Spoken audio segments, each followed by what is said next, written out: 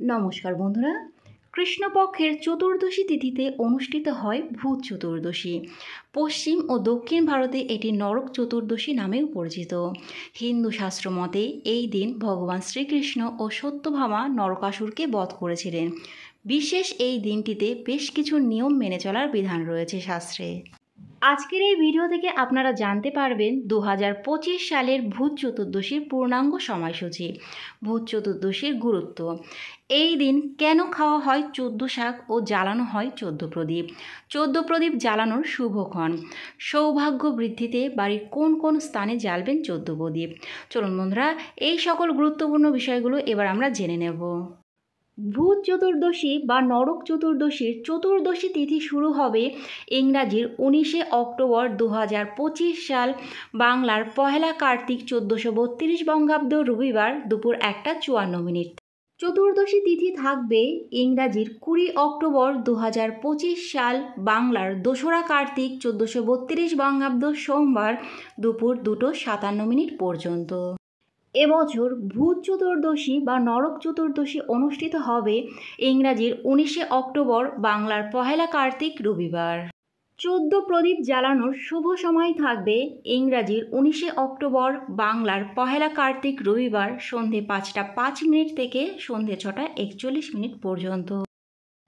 ভূত চতুর্দশীর মূল উদ্দেশ্য হল পূর্বপুরুষদের স্মরণ ও তাদের প্রতি শ্রদ্ধা প্রকাশ করা। বিশ্বাস করা হয় যে ভূত চতুর্দশীর রাতে ঘরে প্রদীপ জ্বালালে অশুভ শক্তি দূরে থাকে এবং আত্মারা ঘরে প্রবেশ করে শান্তি ও আশীর্বাদ প্রদান করেন। এই দিনটি কেবল অপ্রাকৃত বিশ্বাসের জন্য নয়, বরং নিজের পরিবার ও ঘরের পরিশুদ্ধির জন্য এই দিনটি গণ্য করা হয়। এবার আমরা জেনে নেব কেন খাওয়া হয় 14 শাক এবং কেনই বা জ্বালানো হয় 14 প্রদীপ। কালী পুজোর ঠিক আগের দিন পালিত হয় ভূত চতুর্দশী। এই বিশেষ দিনে যেমন 14টি প্রদীপ জ্বালানোর রীতি রয়েছে, তেমনি আছে 14 শাক খাওয়ার প্রচলন। শুধু কুসংস্কার বা প্রথা নয়, এই 14 রকম শাকের পেছনে জড়িয়ে রয়েছে স্বাস্থ্য এবং আয়ুর্বেদের এক গুরুত্বপূর্ণ দিক। ঋতু পরিবর্তনের এই সময়ে শরীরকে সুস্থ ও রোগমুক্ত রাখতে প্রাচীনকাল থেকে এই 14 শাক খাওয়ার রীতি চালু হয়েছিল বলে মনে করেন অনেকেই। তবে আবার অনেকেই মনে করেন 14 জন পূর্বপুরুষের উদ্দেশ্যে উৎসর্গ করে এই শাক খাওয়া হয়। এই সময় 14 রকমের শাক খেলে শরীরের রোগ প্রতিরোধ ক্ষমতা বৃদ্ধি পায়। ভূত চতুর্থীতে 14 প্রদীপ জ্বালানোর কারণ অশুভ শক্তি দূর করতে এবং পূর্বপুরুষদের প্রতি শ্রদ্ধা জানাতে।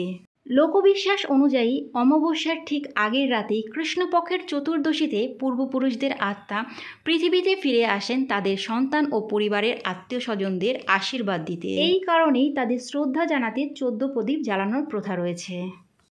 এবার আমরা জেনে নেব বাড়ির সৌভাগ্য বৃদ্ধিতে আপনারা কোন কোন জায়গায় প্রদীপ দান করবেন। প্রথম বাতিটি দিন বাড়ির মন্দিরে বা ঠাকুর ঘরে।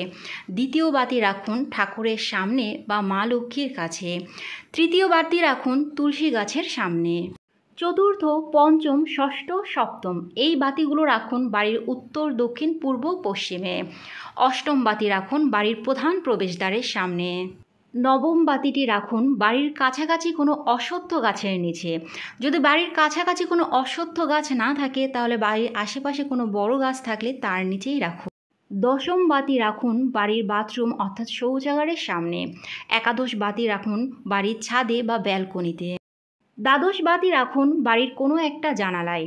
ত্রয়োদশ বাতি রাখুন বাড়ির কোনো একটি শোয়ার ঘরে। আর চতুর্দশ বাতিটি অবশ্যই রাখুন বাড়ির রান্নাঘরে। ভূত চতুর্দশীর দিনটি আপনাদের সবারই খুব ভালো কাটুক। আজকের ভিডিওটা এই পর্যন্তই। ভিডিওটা যদি ভালো লাগে লাইক, কমেন্ট, শেয়ার করবেন। পরবর্তী ভিডিওর আপডেট পাওয়ার জন্য চ্যানেলটি সাবস্ক্রাইব করে পাশে থাকবেন। নমস্কার।